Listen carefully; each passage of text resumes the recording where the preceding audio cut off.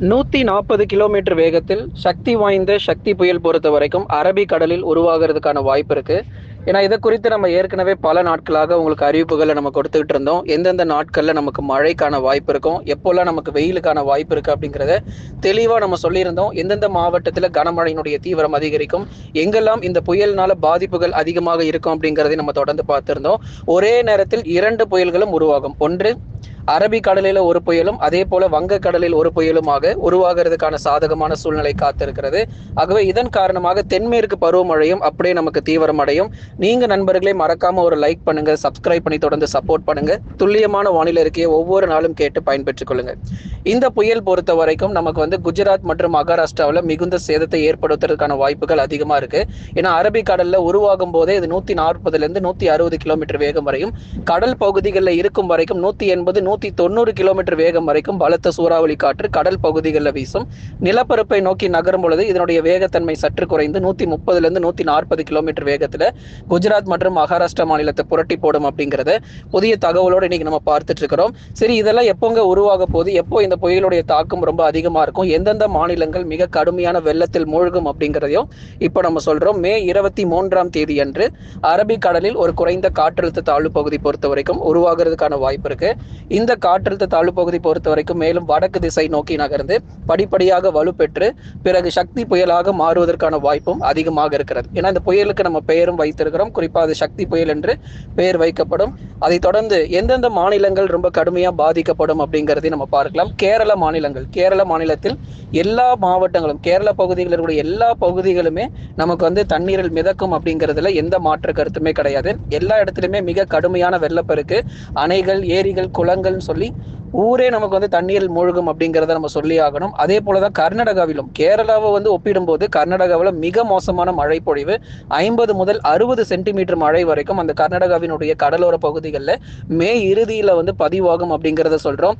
ஏன் தினந்தோறும் இந்த தகவல் உங்களுக்கு அறிவிக்கப்பட்டு வருது அப்படின்னா, எல்லாருமே நீங்க உஷாரா இருக்கணும் அப்படிங்கிறதுக்காக ஒவ்வொரு நாளுமே இது போன்ற தகவல்கள் தொடர்ந்து உங்களுக்கு நம்ம அறிவிப்புகளை கொடுத்துட்டு இருக்கிறோம். கர்நாடகா மாநிலத்தில் இருக்கக்கூடிய கடலோர பகுதிகள், மங்களூர் மற்றும் அதன் சுற்றுவட்டார பகுதிகள், அதை தொடர்ந்து அனைத்து கடலோர இடங்களிலுமே கூட இந்த மிக கனமழை முதல் அதி கனமழையும், புயல் நெருங்கும் பொழுது அதீத கனமழையும் இந்த பகுதிகளில் பதிவாகக்கூடும். ஆகவே இந்த மாநிலங்களில் இருக்கக்கூடிய கபினி மற்றும் கிருஷ்ணசாகர் அணைகள் வேகமாக நிரம்பி மேட்டூருக்கு வரக்கூடிய நீரின் அளவும் அடுத்த வாரத்தில் ரொம்ப தீவிரமாக இருக்க போகுது. அதனால தொடர்ந்து எச்சரிக்கையாக இருக்கணும். தொடர்ந்து அடுத்ததாக இந்த மகாராஷ்டிரா மாநிலத்தில் இருக்கக்கூடிய கடலோர பகுதிகளிலும் மிக கடுமையான மழை பொழிவு அதிகமாக இருக்கும். குஜராத் மாநிலங்களிலும் இந்த புயல் காரணமாக புரட்டி போடும். கடலில் இருக்கும் வரை இதனுடைய வேகத்தன்மை பொறுத்த வரைக்கும் 150 முதல் 160 கிலோமீட்டராக இருக்கக்கூடும். சில சமயங்கள்ல 190 நமக்கு போகும். இதைத்தான் நம்ம சூப்பர் சைக்ளோன் அப்படின்னு சொல்லுவாங்க. பொதுவாக ஒரு புயல் சின்னம், அதுக்கப்புறம் தீவிர புயல், அதன் பிறகு அதி தீவிர புயல், கடைசியாக இது பெயர் சூப்பர் சைக்ளோன் என்று அழைக்கப்படும். பொதுவாக சூப்பர் சைக்ளோன் அப்படிங்கிறது ரொம்ப அரிதாக தான் நம்ம கடல் பகுதிகளில் உருவாகும். ஆனா இந்த வருஷம் அரபிக்கடல்ல, அதுவும் தென்மேற்கு பருவமழை ஆரம்பத்திலேயே இது ஒரு சூப்பர் சைக்ளோனாக பார்க்கப்படுது. பொதுவாக ஒரு பருவமழை ஆரம்பிக்கும் போது ஒரு கனமழையோட ஆரம்பிக்கும். அப்படி இல்லைன்னா அதிகபட்சம் போச்சுன்னா ஒரு மிக கனமழையோட தான் தொடக்கத்துல இருக்கும். ஆனா இந்த வருஷம் தான் தொடக்கத்திலேயே தென்மேற்கு பருவமழை பொறுத்த வரைக்கும் அதி கனமழையோட ஆரம்பிக்குதுங்க. அதுதான் நம்ம மிக முக்கியமாக பார்க்க வேண்டிய ஒரு விஷயம். ஏன்னா நிறைய பேர் சொல்லிட்டு இருந்தாங்க தென்மேற்கு பருவமழை ரொம்ப குறைவா இருக்க போது, மழையெல்லாம் வராது அப்படின்னு சொல்லிட்டு. இருந்தாலும் நம்ம அறிவிப்புகளை தொடர்ந்து கொடுத்திருந்தோம். கூடுதல் மழை பொழிவு அப்படிங்கிறது கண்டிப்பா பதிவாகும்னு. தமிழ்நாட்டிலேயே இந்த அளவுக்கு ஒரு மழை பொழிவு ரொம்ப தீவிரமா இருக்கு அப்படின்னா, கேரளா, கர்நாடகா மற்றும் மகாராஷ்டிரா மாநிலத்தை கொஞ்சம் நினைச்சு பாருங்க. ரொம்பவே ஒரு தீவிரமான மழை பொழிவு அங்க எல்லாமே பயங்கரமா புரட்டி போடும். சரி, இன்னொரு புயலை பத்தி பார்த்துடலாங்க. அது எப்போ உருவாகும் அப்படிங்கிறதையும் உங்களுக்கு நம்ம சொல்லிடுறோம். மே 26ஆம் தேதி அன்று வங்கக்கடலில் மற்றொரு புயல் சின்னம், கண்டிப்பா இதற்கான பெயரை இனி வரும் நாட்கள்ல உங்களுக்கு அறிவிக்கிறோம். வங்கக்கடல் பகுதிகளில் இன்னொரு புயல் சின்னமும் 26ஆம் தேதி அன்று உருவாகி இந்த ஒரு 3 மாநிலங்களை மிரட்ட போகுது.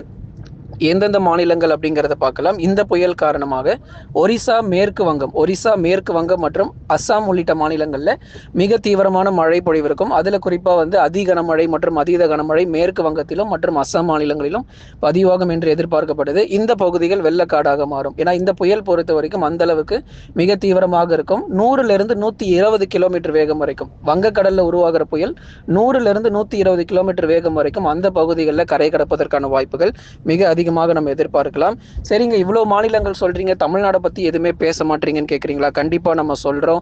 தமிழ்நாட்டில் அடுத்து வரக்கூடிய மே இறுதி மற்றும் ஜூன் முதல் வாரங்கள் வரைக்கும் மாலை மற்றும் இரவு நேரங்களில் விட்டு விட்டு கனமழை தொடர்ந்து நமக்கு பதிவாகிட்டே தான் இருக்கும். அதுல எந்த மாற்று கருத்தும் இல்லை. கடலோர மாவட்டங்கள் உட்பட, அதாவது சென்னை, திருவள்ளூர், காஞ்சிபுரம், செங்கல்பட்டு உள்ளிட்ட பல்வேறு இடங்களிலும் கனமழையினுடைய தீவிரம் மிக அதிகமாக காணப்படும். பெரும்பாலும் பகல் நேரங்கள், காலை நேரங்களில் அதிக அளவு நம்ம மழை எதிர்பார்க்க முடியாது. மாலை, இரவு மற்றும் நள்ளிரவு நேரங்கள் மற்றும் ஒரு சில இடங்கள்ல அதிகாலை நேரங்கள் கூட பரவலாக கனமழை பொறுத்த வரைக்கும் நீடிக்கும். அடுத்து வரக்கூடிய சில நாட்களுக்கு உள் மாவட்டங்களில் மிக கனமழையும், கடலோர மாவட்டங்களில் அதி கனமழையுமாக இருக்குமான்னு சில பேர் கமெண்ட்லலாம் கேட்டிருந்தீங்க. ப்ரோ, ரெட் அலர்ட்லாம் கொடுத்து விடுங்க தமிழ்நாட்டுக்கு அப்படிலாம் கேட்டிருந்தீங்க. ரெட் அலர்ட் பொறுத்தவரை தமிழ்நாட்டில் கண்டிப்பாக கிடையாதுங்க. ஏன்னா நமக்கு பொறுத்த வரைக்கும் மிதமான மழையும் கனமழை மட்டும்தான் இருக்கும். இதுவே ஒரு வடகிழக்கு பருவமழையாக இருந்திருந்தால் கண்டிப்பாக உங்களுக்கு ரெட் அலர்ட், புயல் சின்னங்கள் எல்லாமே கொடுத்துருக்கலாம். ஆனால் இது தென்மேற்கு பருவமழைங்கிறதுனால நமக்கு மிதமான மழையும் கனமழை இருக்கும். ஏதாச்சும் ஒரு சில இடங்கள், உள் மாவட்டங்கள் போன்ற இடங்கள்ல வேணா ஒரு மிக கனமழை வரைக்கும் அதிகபட்சம் எதிர்பார்க்க முடியும். ஆனால் ரெட் அலர்ட் அப்படிங்கிறது தமிழ்நாட்டிற்கு கொடுப்பதற்கான வாய்ப்பு இல்லை. ஆனால் மழை மட்டும் ஒவ்வொரு நாளும் மாலை மற்றும் இரவு நேரங்களில் தீவிரமாக இருக்கும். கனமழையாக கொட்டி தீர்க்க வாய்ப்பு இருக்கு. பல்வேறு பகுதிகளிலும் பலத்த மழை பொழிவுகள், இடி மின்னலுடன் கூடிய கனமழையும் வெளுத்து வாங்கி விட்டுரும். தொடர்ந்து பார்க்கலாம். தமிழ்நாடு பொறுத்த வரைக்கும் அநேக இடங்களில் மாலை மற்றும் இரவுல தொடர் மழையானது அதிகரிக்கும். வட தமிழ்நாட்டில் தான் அதிக மழை பொழிவு. ஏன்னா தென் தமிழ்நாட்டிலேருந்து நிறைய பேர் கேட்டிருந்தீங்க. மதுரையிலேருந்து கன்னியாகுமரி வரைக்கும் இருக்கக்கூடிய பல நண்பர்கள் கேட்டிருந்தாங்க, எங்க ஊருக்குலாம் பெருசாக ஒன்றும் மழை வர மாதிரி தெரியலையே அப்படின்னு சொல்லி. தூத்துக்குடி, திருநெல்வேலி பக்கம், ஏன்னா இங்க மழை வாய்ப்பை விட நமக்கு வட தமிழ்நாட்டில் தான் அதிக மழை பொழிவு அப்படிங்கிறது இருக்கு. தொடர்ந்து வட தமிழ்நாடு முழுவதுமாக அடுத்து வரக்கூடிய 3 முதல் 5 நாட்களுக்கும் தொடர் மழை பொழிவு மாலை மற்றும் இரவு நேரத்தில் எதிர்பாருங்க. வட தமிழ்நாடு குறிப்பாக வேலூர், திருப்பத்தூர், ராணிப்பேட்டை, திருவண்ணாமலை, சேலம், நாமக்கல், கரூர், திருப்பூர், ஈரோடு, கிருஷ்ணகிரி, தருமபுரி, சேலம், அதைத் தொடர்ந்து சென்னை, திருவள்ளூர், காஞ்சிபுரம், செங்கல்பட்டு உள்ளிட்ட பல்வேறு பகுதிகளிலும் இந்த கனமழை பொறுத்த வரைக்கும் தீவிரமாக இருக்கும். கடலூர், விழுப்புரம், புதுச்சேரி மற்றும் காரைக்கால், கள்ளக்குறிச்சியிலும் அநேக இடங்களில் கனமழையானது வெளுத்து வாங்கும். இதுல குறிப்பா மிக கனமழை எங்க எதிர்பார்க்கலாம் அப்படின்னா சேலம், கரூர், நாமக்கல் உள்ளிட்ட மாவட்டங்கள்ல மிக கனமழை பொறுத்த வரைக்கும் படிப்படியாக அதிகரிக்கும். ஏன்னா தமிழக, கர்நாடக எல்லையோர பகுதிகளில் இருக்கக்கூடிய மாவட்டங்கள், கிருஷ்ணகிரி மற்றும் தருமபுரி உள்ளிட்ட தமிழக, கர்நாடக எல்லையோர மாவட்டங்கள் முழுவதுமாக அதிகப்படியான மழை பொழிவு அப்படிங்கிறது எதிர்பார்க்க முடியும். பெய்யாத பகுதிகள், மழை இதுவரைக்கும் எங்க ஊர்ல சரியாவே மழை பெய்யலைங்க அப்படின்னு சொல்லக்கூடிய பகுதிகள் கூட கடுமையான கனமழை பொறுத்த வரைக்கும் அதிகரிக்கும்.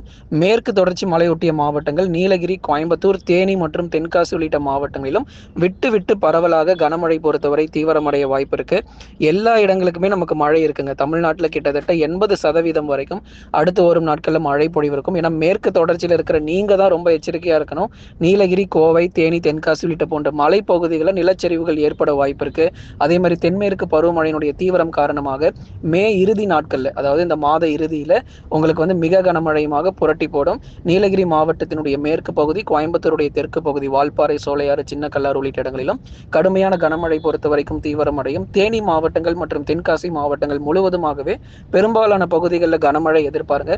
கன்னியாகுமரியில விட்டு விட்டு அவ்வப்போது மிதமான மழை, பொதுவாக வானம் ஓரளவு மேகமூட்டத்துடன் காணப்படும். தென்மேற்கு பருவமழையும் தீவிரமாறதுனால மேற்கு தொடர்ச்சியில் இடைவிடாத மழை பொழிவு, கன முதல் மிக கனமழை ஒன்று இரவு நேரங்களில் இருக்கும். அப்படிலாம் நள்ளிரவிலும் கொட்டி தீர்ப்பதற்கான வாய்ப்புள்ளது. படிப்படியாக அனைத்து மாவட்டங்களுக்கும் மழை முன்னேறும். டெல்டா மாவட்டங்கள் தஞ்சை, நாகை, திருவாரூர், அரியலூர், பெரம்பலூர், திருச்சி மற்றும் புதுக்கோட்டையிலும் பரவலாக கனமழை பொறுத்தவரை விட்டு விட்டு எதிர்பாருங்க நண்பர்களே. நீங்க மறக்காம ஒரு லைக் பண்ணுங்க, சப்ஸ்கிரைப் பண்ணி தொடர்ந்து சப்போர்ட் பண்ணுங்க. துல்லியமான வானிலை அறிக்கையும் பெற்றுக்கொள்ளுங்க.